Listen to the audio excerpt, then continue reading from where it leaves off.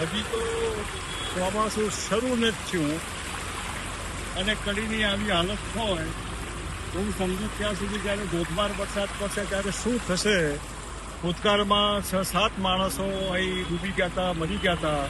તો માનું ત્યાં સુધી કડીનો આવો આડેધડ વિકાસ જે રકાસ કહેવાય, જેમાં લોકોના જાનમાલ સાથે સલામતી ન હોય, એને શું કરવાનું.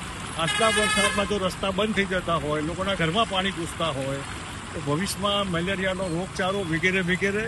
હું સત્તાધીશોને કહીશ કે મહેરબાની કરીને આવો વિકાસ ન હોય. કડી નગરની પબ્લિક ભયંકર નગરપાલિકાના વહીવટથી કંટાળી ગઈ છે. કોઈ ઠેકાણે કોઈ ઠેકાણા નહીં. આવી જ રીતે એક અંડરપાસ નહીં, બધા અંડરપાસમાં પાણી ભરી ગયું. કોઈ પણ માણસ જ્યાં તો ડૂબી જાય, પાછો ના આવે. હું ઈચ્છું કે કડીના નગરજનો આનો વિચાર કરે તો ભવિષ્યમાં સારો વહીવટ એમના હાથમાં આવે.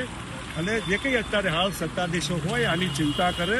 આ રોજ આવી રીતે પાણીમાં લોકો ડૂબી જવાના હોય તો તમે વિચાર કરવો જોઈએ. લાઇટો પણ નથી. સવારે હું નીકળ્યો તો અંદર ઉતરો તો આગળ અજવાળું હોય તે, બાકી લાઇટ બાઇટ બસ.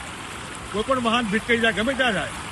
આવી આડેધડ રીતે જે રીતનું આ થયું છે, હું માનું તો ત્યાં વિકાસની રકાસ છે અને બધાએ આનો જવાબ આપવો જોઈએ. ધન્યવાદ.